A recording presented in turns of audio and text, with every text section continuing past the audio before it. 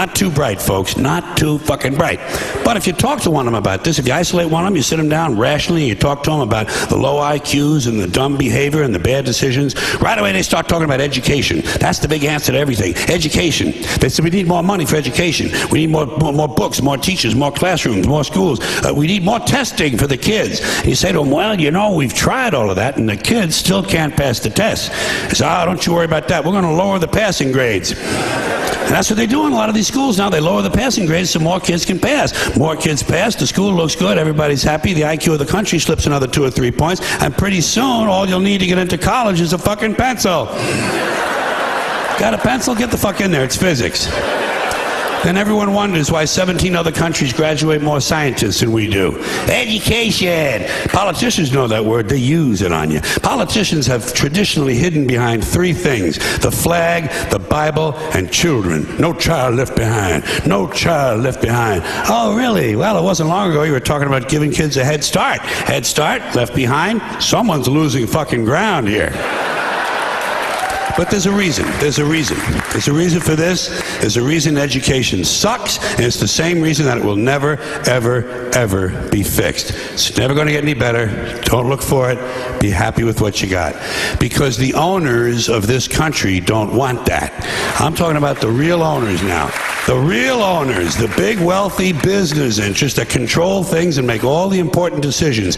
Forget the politicians. The politicians are put there to give you the idea that you have freedom of choice. You don't. You have no choice. You have owners. They own you. They own everything. They own all the important land. They own and control the corporations. They've long since bought and paid for the Senate, the Congress, the state houses, the city halls. They got the judges in their back pockets. And they own all the big media companies, so they control just about all of the news and information you get to hear. They got you by the balls. They spend billions of dollars every year lobbying to get what they want. Well, we know what they want. They want more for themselves and less for everybody else. But I'll tell you what they don't want. They don't want a population of citizens capable of critical thinking. They don't want well-informed, well-educated people capable of critical thinking. They're not interested in that. That doesn't help them. That's against their interest. That's right.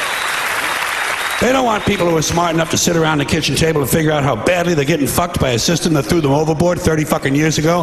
They don't want that. You know what they want? They want obedient workers. Obedient workers. People who are just smart enough to run the machines and do the paperwork, and just dumb enough to passively accept all these increasingly shittier jobs with the lower pay, the longer hours, the reduced benefits, the end of overtime, and the vanishing pension that disappears the minute you go to collect it. And now they're coming for your Social Security money. They want your fucking retirement money. They want it back so they can give it to their criminal friends on Wall Street. And you know something? They'll get it. They'll get it all from you sooner or later, because they own this fucking place. It's a big club, and you ain't in it.